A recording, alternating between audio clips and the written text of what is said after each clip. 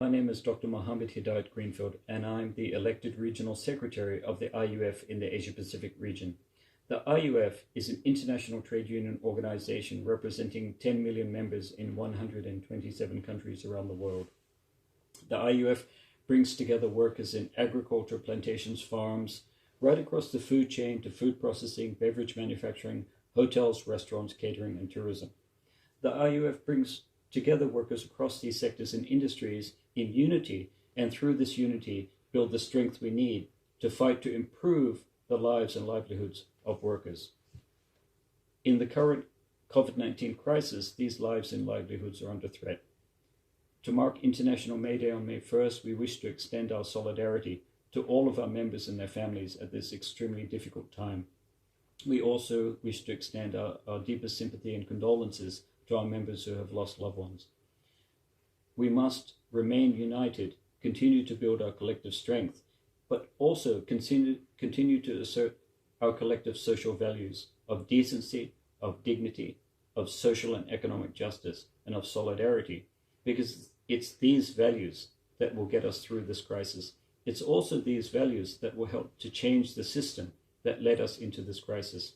The COVID-19 pandemic is an extremely serious infectious disease.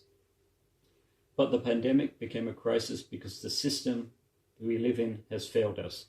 Governments have failed us, institutions have failed us. There is no doubt that as we come through the COVID-19 crisis, we must change the system and change the values that dictate profit over people. We must assert that people are more important than profits, that labor is not a commodity, and we must reestablish all of the public goods and services needed by a society for a healthy society and for everyone to have access to the healthcare and food, housing, education that they need. This is not new. This is in the Universal Declaration of Human Rights. It is everyone's right everywhere to have access to healthcare, housing, food, and education. And this is one of the most fundamental struggles of our trade union movement, and it has been very important in the history of the IUF. This year, 2020, is the 100th anniversary of the IUF, which was established in 1920. And the IUF has always remained committed to a fairer, more just system where the interests of the majority of people comes first, and that we develop an economic and social system that serves people and ensures their collective access to their rights. And it's really important that on International Workers' Day on May 1st, we will not celebrate because it's a very, very difficult time. Many of our members are facing extreme economic hardship at this very difficult time. We're not going to celebrate, but what we're going to do is reassure each other that we do have the collective values and the commitment and the strength needed to bring us out of this crisis and to ensure that it doesn't happen again. We have the potential to do that.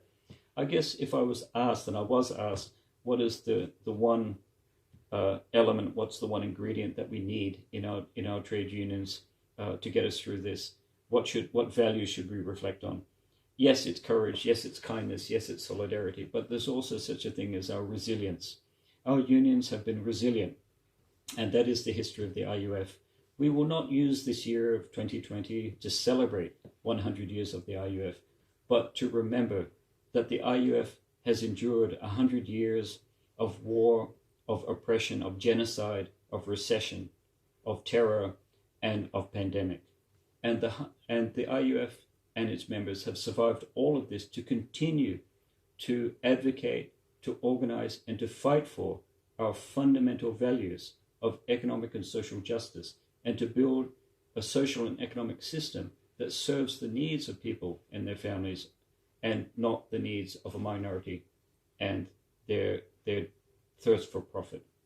And if you allow me, if we look at the rules of the IUF, in the rules of the IUF we have our principles and objectives, and if I could read that to you, it says in the rules of the IUF, the existing economic and social relations reflect the power of minority interests who have organized social life for their own benefit and to the detriment of the vast majority of the world's population.